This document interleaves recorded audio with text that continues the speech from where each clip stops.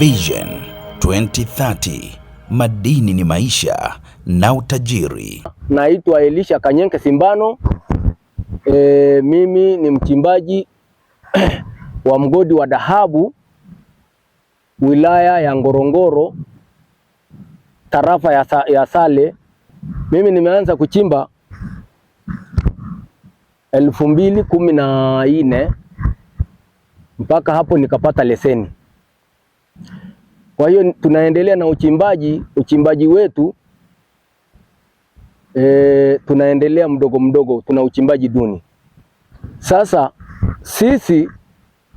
mimi namshukuru rais wetu, rais wetu Samia Suluhu kwa shughuli anazozifanya. Anapenda wananchi, anapenda watu wote, Afisa wetu madini wilaya ya Ngorongoro tuko naye karibu. Tulikuwa tunapeleka kule Endabashi, tulikuwa tunakwenda kuuza huko, lakini sasa hivi tumeletewa mnada hapa tumeletewa soko hapa Wazo la madini. Afisa wetu madini Joshua anasimamia vizuri na maafisa wetu wa polisi. Namshukuru waziri wetu wa madini Anthony Mavunde, tunamshukuru sana kwa kazi yake anayosimamia sekta vizuri, lakini tunaomba na yeye aweze kujitahidi kuweza kuja kuona watu wake huku wachimbaji wa wilaya Ngorongoro, na sisi tunachimba dhahabu, madini mengine. Sasa tunaomba na yeye afike, aje tutembelee, aone wananchi wake wana shida gani, wana kero ipi, aweze kutusaidia. Sasa Rais Samia Suluhu mama yetu, na yeye kabisa tunapenda kabisa, na yeye aweze kutukumbuka huku tutembelea, aje aone tunaendeshaje mashughuli haya. Tunaamini kuwa akishafika akaona mambo mengi atatusaidia kama wengine alivyowasaidia, na sisi tuna imani na yeye.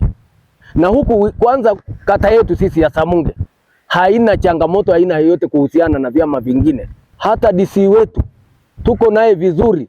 Tunaomba waziri aweze kuleta vyombo vya kisasa, alete vyombo vya kisasa na sisi tuweze kupata kama migodi mingine, kwa sababu tunaona kwenye ndani ya TV.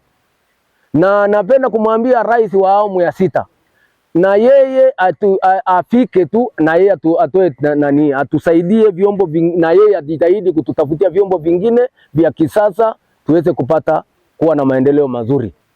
Tunachimba kwa masururu, tunatumia nyundo kwa mikono, mara mtu anajigonga mkono, hatuna hata vifaa vya aina yoyote. Kwa hiyo ni sururu tu na nyundo.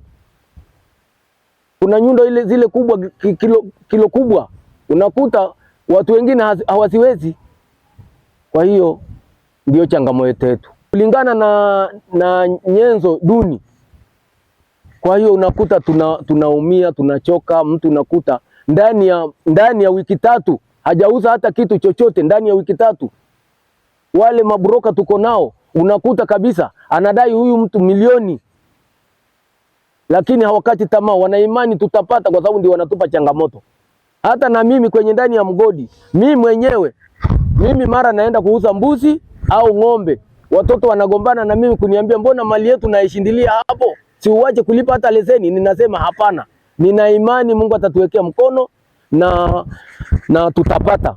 Na kama waziri wa madini akiweza kufika hapa akaona mambo vile yalivyo, tutapata nyenzo za kisasa, na kweli mtanunua, hata ndege mtanunua.